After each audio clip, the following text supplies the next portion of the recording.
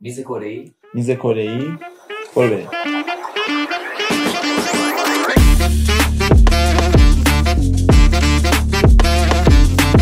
غذا خوردی؟ حتما همه وعده‌ها رو بخور. احوالپرسی کره‌ای با غذا شروع میشه، با غذا هم تمام میشه. تا وقتی که غذا بخوریم فرض بر اینه که حالمون خوبه و سالم است. غذای کره‌ای خیلی جالبه. به عنوان عشق مادر تفسیر میشه. آماده کردن غذاها میتونه معنای زیادی داشته باشه، با آرزوها و ریشه‌های مختلف. در واقع تمام احساسات کره رو داره. برنج مرکز غذای کره‌ای. تو زبان کره‌ای مثل ما اونا نمیگن که برنج پختیم، میگن برنج رو ساختیم. چرا؟ چون یک پروسه است. مثل ساختن وقت میگیره، مثل ساختن خونه، ساختن لباس، ساختن صندلی، ساختن گوشی، هر ساختنی دیگه مثل اونا وقت. کره برنج رو به انواع مختلفی استفاده میکنه. حالا اگه شما مثلا یه یانگوم قدیما برید یانگوم ببینید میبینید که نصف غذا مثلا برنجی. میتونه شکل پوره باشه، کیک برنجی باشه، نورنجی باشه، الکل باشه، اون سگیه نه الکل باشه و نودل. به این شکلا برنج آماده میکنه. الان میریم سراغ غذاشون، یک سری از غذای جالبشون ببینیم. این غذا پوره شاه بلوطه با برنج چسبناک و پوره شاه بلوط برشته شده و آسیاب شده. کره‌ای این غذا رو به خاطر فصلش تو پاییز میخورن. کلا شما مثلا غذای ژاپنی، اون آسیای خیلی شرق رو نگاه کنید، خیلی فصلیه غذاشون. در هر فصل یک سری غذاها رو حتما میخورن. یکی از عوامل پشت صحنه بسیار رو کره حساسه و هر اشتباهی مطمئن باشین چیزی که ما داریم میگیم خیلی دقیقه. یعنی هر چی خود کره هستن. من اینکه پیدا میشه نیزه مثلا ما کره هم تو سئول هم مثلا شابلود نه آبدو خیار.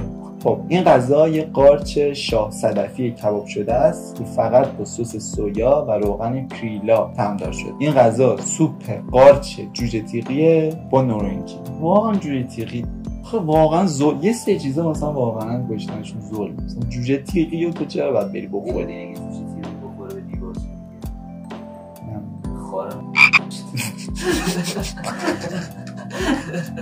این نودلا با برنج درست شدن و با روغن کریلا ترکیب میشن و در کنارش هم سبزیجات مختلفی سرو میشه. این یک غذای سنتی کره‌ایه که بهش میگن گوزولپن یعنی یک تابه کوچولو.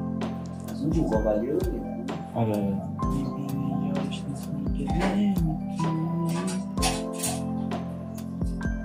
آبالی باز هم داریم؟ بدم یه مایه من میدونیم که آبالی بخورم. نظرت آبالی نمیاد اسپانسر میشه؟ آبالی خیلی تیم توی محتویش باحاله. جدا خیلی آدم باحالی هست. این است که مثلا ازشون استوری بذاری زود ریپوستت میکنه. جدا پس این تیکر رو میذاریم بچه آبالی حمایت. آبالی عشق آبالی. ما سمت شما اومدیم، ما تو بلاگ قبلی از کنار شما رفتیم، از کنار علی آقا و بچه و اکبر رو. آبالی بنوش. هیچ شعاری ندارن. نه آبالی بخور صرفا. آبالی دوغ آبالی برای و دوغ آبالی.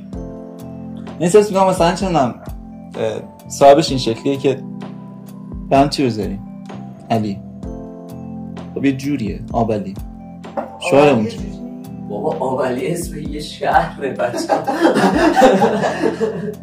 این چربی 25 صدم گرم داره، قند 3 و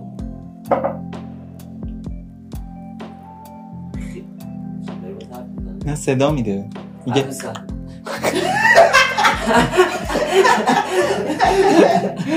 از منطقه آبالی دور شیم و بریم به سمت کره. یا قبل از اینکه بخوایم یا اینجوری یا این شکلی میخورن کره همجوری به خاطر اینکه احترام بذارن. یعنی اگه مثلا یکی بزرگتر جاشون نشسته باشه بخوان ساکی بخورن اینوری میکنن و قبل از غذا ژاپنی اینجوری میکنن ایتاداکیماس.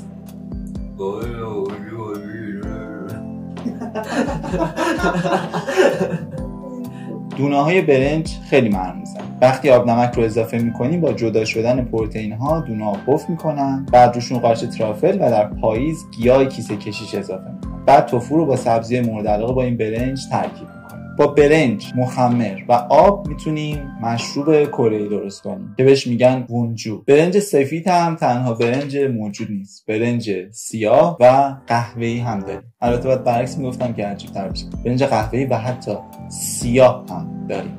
به این غذا میگن دودوک که با برنج سیاه درست شده. یه نوع برنج وجود داره که بهش میگن برنج با عطر گل. وقتی گل برنج شکوفه میدن بوشون مثل برنج. گل برنج سفید و کوچیکن. وقتی شب از کنار گل برنج رد بشین میتونین خیلی ضعیف بوی برنج رو احساس کنید. همه این غذاها با برنج درست شدن و هیچ کدوم از اینا تکراری نیست. یعنی هیچ طعم و هیچ بافتی از اینا تکراری نیست. کره خیلی برنج میخورن و به این معتقدن که برنج منبع انرژیه. این عکسی که الان میبینید اواخر 1880 گرفته شده و با دیدن این عکس شما دیگه متوجه میشین که چقدر کره‌ای‌ها برنج فنن، عاشق برنجن. الان این چیزی که میخوام بهتون بگم که دیگه واقعا فکرتون میخوره به میز. مثلا قدیمی ترین دونه برنج حدس بزن. الان که دارم میگم قدیمی ترین دونه برنج تو یه عدد زیاد بگو.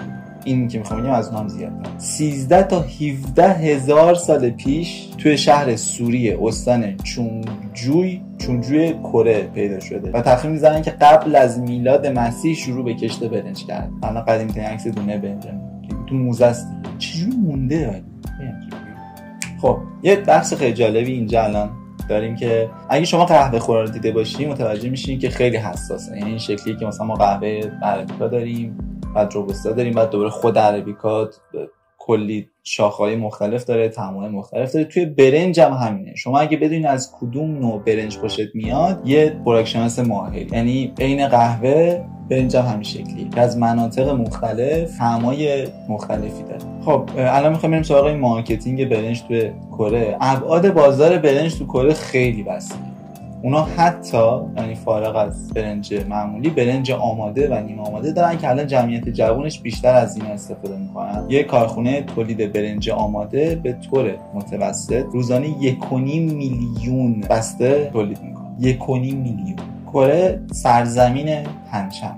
کلمه پنچن از دو بخش پن و چن میاد که پن به معنی برنجه و چن به معنی مخلفات. برنج در مرکز میز قرار میگیره و بقیه مخلفات اون رو احاطه میکنن. یعنی عین یک ارکستر سمفونیک که شما این میز کره‌ای به این شکل.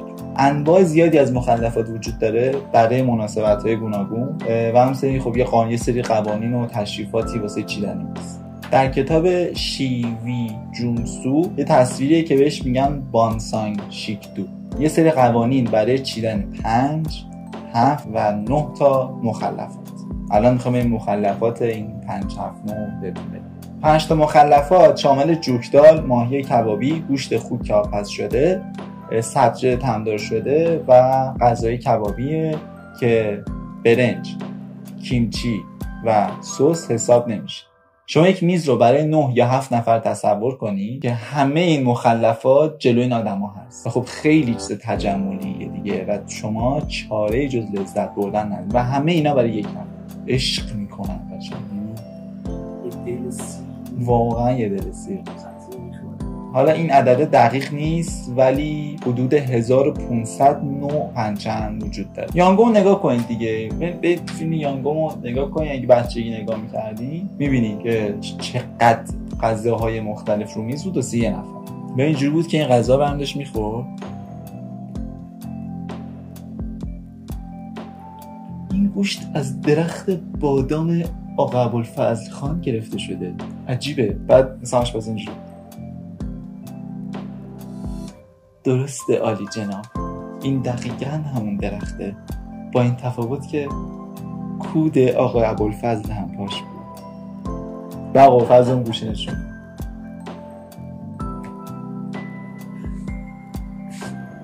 خب کره‌ای‌ها این غذاشون رو توی کاسه میخورن. کاسه‌هاشون هم دیدین دیگه. شاید به نظر تو این کاسه کوچیک به نظر برسه ولی اینطوری نیست. این به طور متوسط با چیزی که ما می‌بینیم بین 15 تا 20 تا قاشق، بین 12 تا 20 تا قاشق توش برنج میشه. و البته خب این برنج خیلی فشرده چسبناکه واسه همین به نظر کوچیک میرسه. و اون کسی که اونجاست با همین برنجه باید همه غذا رو بخوره. یعنی همین تعداد فرصت داره تا غذا رو بخوره. البته اگه تمام شه بازم میتونه درخواست کنه.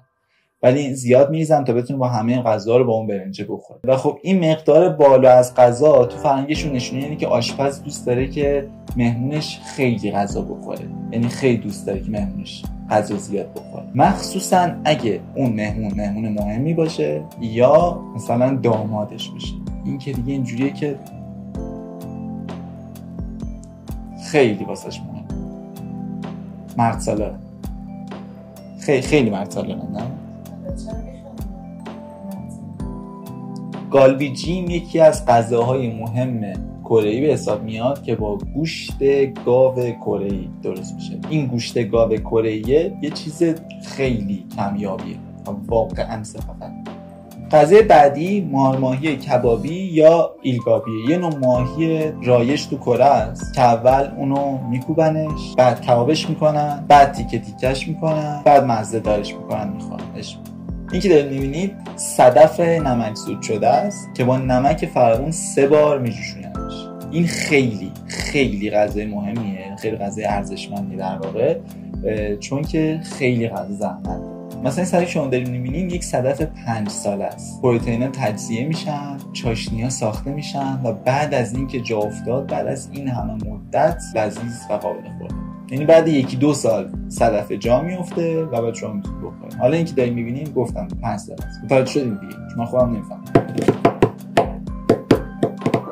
غذای بعدی بولگوکی گوشت خوک و جوکومی کبابیه. اسم میگیره بدن. کبابی که غذای اصلیه. کباب کردنش باعث بهتر شدن طعمش و آزاد شدن طعم‌ها و اینا میشه. کباب میکنن. غذای عجیب بعدی که میخوام بریم سراغش سفره ماهیه که یه غذای فصلیه، توی سر از مراسم آماده میشه. دماغ سفره ماهی خیلی قوی ترین طعم رو داره. دماغ سفره ماهی قوی ترین طعم رو داره، واسه همین توی سوپ ازش استفاده میکنن و بعضی قسمت‌هاش هم نیمه پخته میخورن و به طور کلی خیلی طعمه، یعنی بوی تندی داره. اینجا شاید براتون خیلی قشنگ باشه چون برمیگردیم به زمان جنوب. کره‌ها از زمان سلسله گوگوریو با هر چیز قابل خوردنی یه ترکیبی درست میکنن به اسم سام.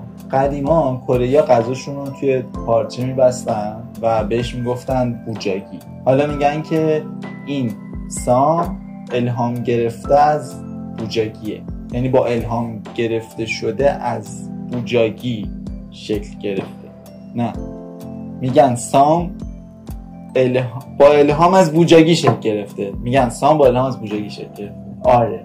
یه دانشمند کره‌ای به اسم ییک، امیدوارم که به خدا امیدوارم که همه اسمتون درست بود، گفته کره‌ای‌ها تا وقتی که یک برگ بزرگ داشته باشن هر چیزی که خوراکی باشه رو میندازن توش، میپیچن، میخورن. مثلا برنج یا یه برگ میشه بوکسان، یا مثلا برنج و ماهی گولیلای لای برگ مثلا میشه یورچی سام. و میگن که سام طعم واقعی طبیعت رو میده.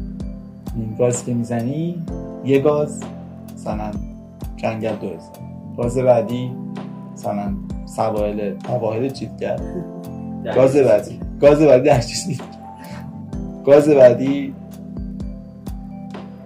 چالاقل نیست. اینجا شو امکان نداره بتونم حفظ کنم، تصویرم ببر سیاه. بذار اینجا رو غیب کنم. در حال حاضر با 18 نوع برگ سام درست میکنم، مثل برگ خردل سبز، خردل قرمز، کلمپیچ، کاسنی قرمز و سفید، کاهوه سبز، کاهوه قرمز، کاسنی سبز، کرفس، بلوط، گلپر کره‌ای و غیره.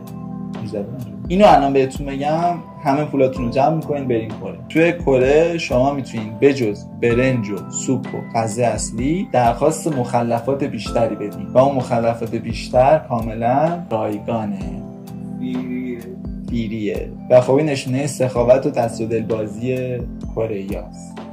غذا تو فرهنگ کره فقط برای ارضای احساس گرسنگی نیست، باعث میشه که شما موقع غذا خوردن فکر کنید که این خیلی خیلی مهمتر از احساس سیری.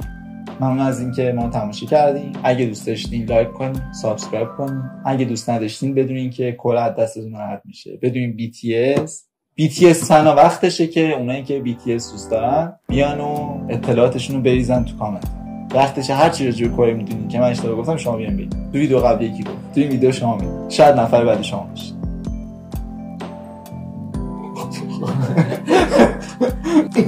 وای آب زیر بود. تو ذهنم بود که شاید بریزه.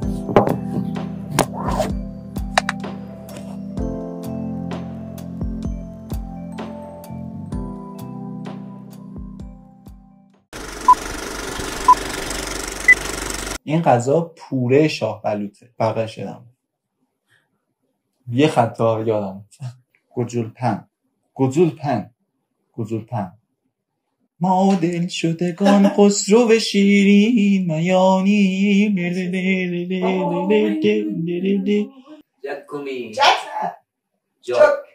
جکومی غذای بعدی بورگوکی گوشت خوک و جکومیه